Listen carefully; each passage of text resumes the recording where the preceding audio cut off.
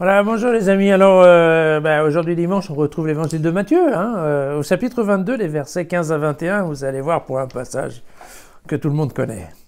Alors les pharisiens allèrent tenir conseil afin de le prendre au piège en le faisant parler. Ils lui envoient leurs disciples avec les Hérodiens pour lui dire « Maître, nous savons que tu es franc et que tu enseignes les chemins de Dieu en toute vérité, sans te laisser influencer par qui que ce soit. » Car tu ne tiens pas compte de la condition des gens. Dis-nous donc ton avis. Est-il permis, oui ou non, de payer le tribut à César? Mais Jésus, s'apercevant de leur malice, leur dit ainsi, hypocrite, pourquoi me tendez-vous un piège? Montrez-moi la monnaie qui sert à payer le tribut. Et alors ils lui présentèrent une pièce d'argent.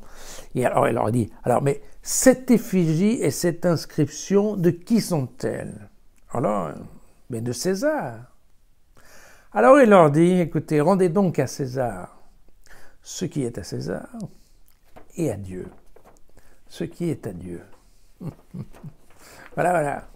C'est une phrase qui est sympa parce qu'elle est tellement libre qu'on s'en sert un peu à tort et à travers, et ça permet de se dédouaner de beaucoup d'obligations qu'éventuellement on aurait pu penser avoir, et qu'on se dit, en mettant ça, on est tranquille, on est peinard.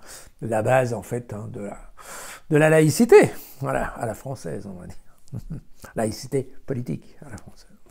Voilà. Bon, le texte original, il est de Marc, il a été repris et par Matthieu et par Luc dans l'intégralité. Alors là, dans le chapitre, dans Matthieu, en fait, on est au chapitre 22.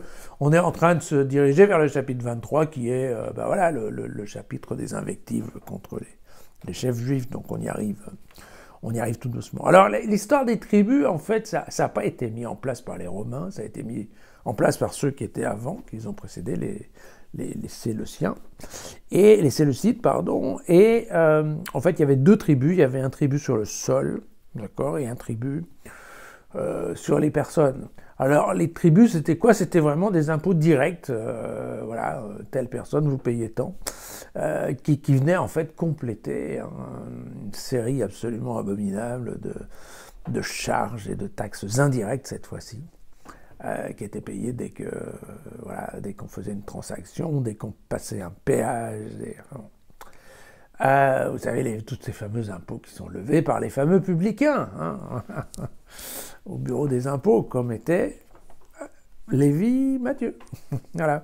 Donc, notre ami Matthieu sait de quoi il parle. Par rapport à ce tribut, en fait, l'idée même, c'est que on paye le tribut sous la forme vraiment du mot tribut. En fait, c'est la marque de la sujétion. On devient sujet de qui on paye le tribut. Voilà. C'est une marque qui fait que dans un empire, aussi soit grand que l'Empire romain, eh bien, tout le monde doit payer le tribut à Rome, parce que ça veut dire, globalement, que nous sommes sujets de Rome. Voilà. Alors, par rapport à cela, dans l'ambiance des Juifs, vous avez les pharisiens, bien entendu, mais il y a aussi, donc, quelque part, ce qu'on appelle les Hérodiens, ou les Hérodiens, je ne sais pas si on doit faire la liaison ou pas, donc les gens plutôt proches de Hérode, et qui pensent que vaut mieux s'acoquiner avec le pouvoir que de faire des vagues. Et puis, d'un autre côté, vous avez en face, donc les gens un peu plus, on va dire, radicaux, voilà, que sont les zélotes. Voilà, les fameux zélotes, vous savez, on en parle parfois. Donc, les zélotes qui ont été à un certain temps même groupe armé des Juifs. Donc des Juifs qui sont là pour vraiment défendre bec et ongle leur judaïcité contre l'État public. Voilà. Et donc évidemment, les zélotes disent non, impossible de payer. Nous, on doit respect, on doit obéissance uniquement à Dieu. Et puis, donc les Hérodiens qui disent c'est pas comme ça, on paye, et puis comme ça, ils vont nous laisser tranquilles. Alors, au milieu de tout ça, ça veut dire quoi? Ça veut dire que quand on pose cette question de cette façon à Jésus, Jésus, quelle que soit la réponse qu'il va donner, il va se mettre à dos les uns ou les autres. Et personne ne va l'applaudir, c'est clair. Donc c'est une bonne façon de jeter en fait un piège. Alors, évidemment, là une fois de plus, Jésus répond, oui, peut-être pas une pirouette ce coup-ci, enfin.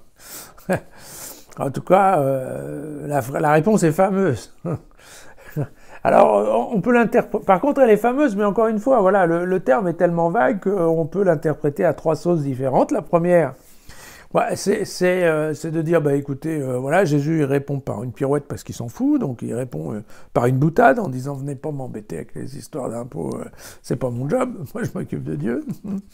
Ça c'est possible.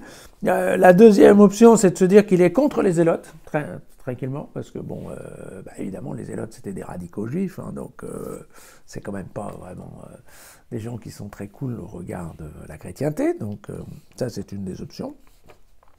Ce qui n'empêche pas qu'au passage, il fait remarquer quand même aux pharisiens qu'ils devraient se passionner plus pour des questions de Dieu que pour des questions de César.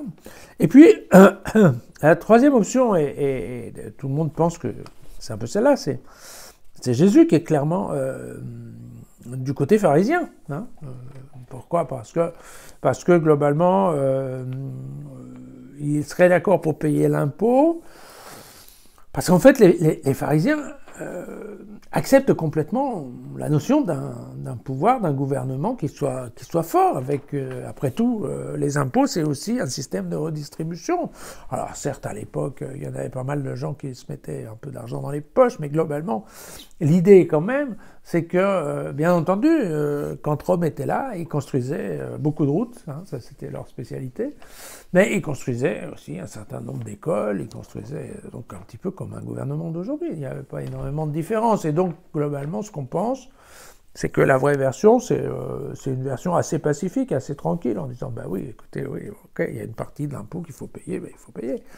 On n'est pas là pour tricher, quoi, même si on est, voilà, même si on est juif, en fait, voilà. Bon, le pouvoir civil qui est en place, ce sont les Romains, et il n'y a pas de raison qu'on ne leur paye pas des impôts, parce qu'a priori, ben voilà, tout le monde doit payer des impôts. Hein, voilà. On verra d'ailleurs que globalement, pourquoi on pense que c'est cette option-là, c'est parce que globalement, c'est vrai que les premières communautés chrétiennes, c'était exactement leur style. Hein. Elles étaient, en effet, même au contraire, vous vous souvenez que Luc faisait tout pour essayer de convaincre le pouvoir romain qu'effectivement, voilà, la chrétienté n'est pas un danger pour le pouvoir public. Et c'est ainsi que se passe ce passage. Le fameux « rendez à César ce qui est à César ». Bon, enfin, n'en profitez pas pour penser que il faille payer trop d'impôts, c'est pas non plus une bonne solution. Bon, ok, allez, à demain.